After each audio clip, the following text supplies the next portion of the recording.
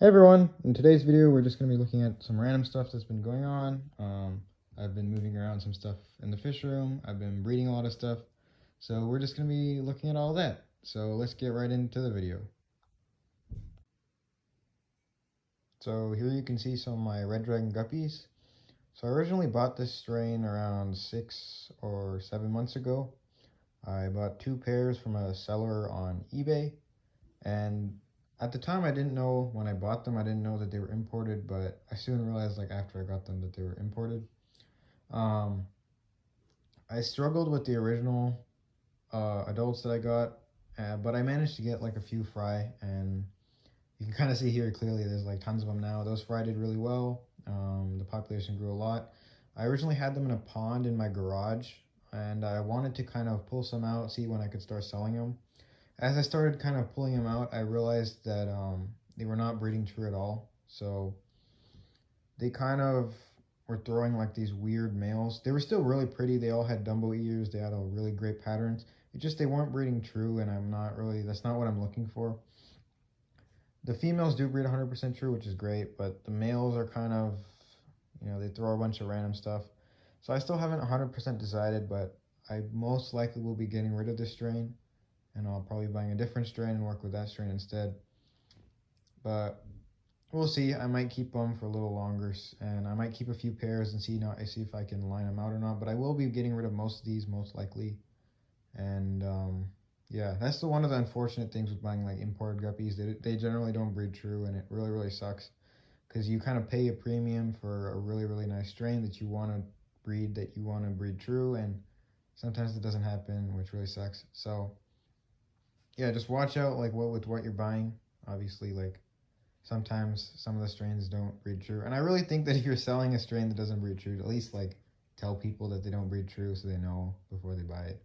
But yeah, that's my whole spiel about guppies breeding true. But yeah, we can go look at the next update about the fish room.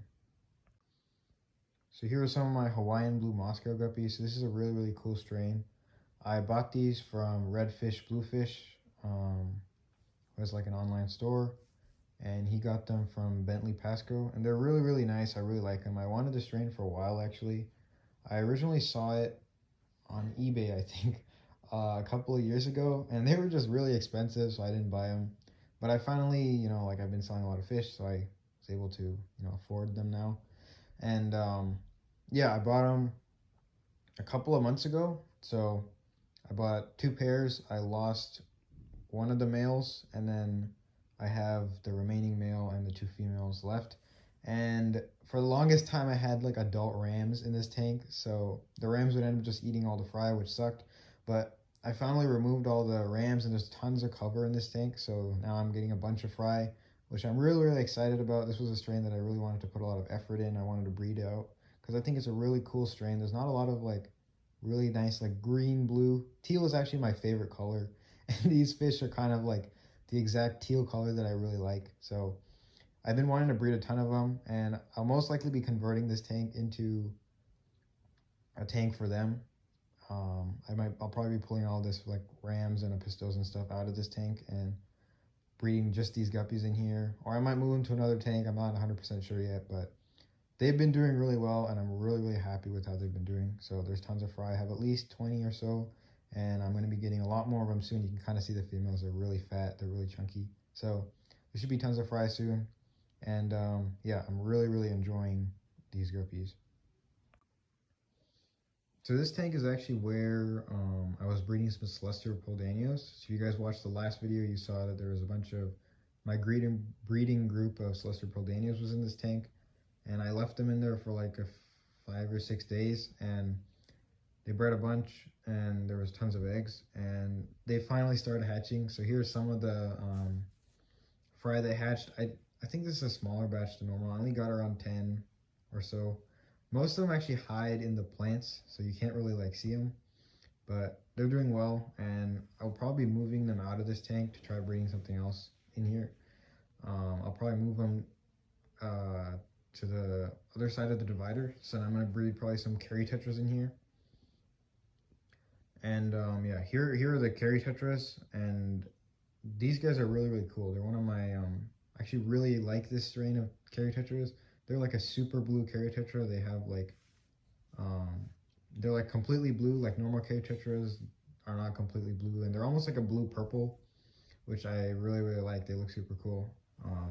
Unfortunately, I did lose two of my original males. I'm not exactly sure why, but I only have one male and three females left.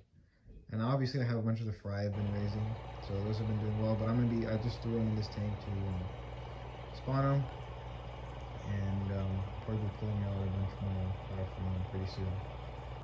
So here are actually some of the fry that I have from them. So this is like the other side of the divided tank. So this is like the other side of the 10 gallon that I have the carry tetras in, which is where I keep my shrimp. So here are some of the super blue carry tetra fry. So these guys are really cool. I think they're about a month or so old.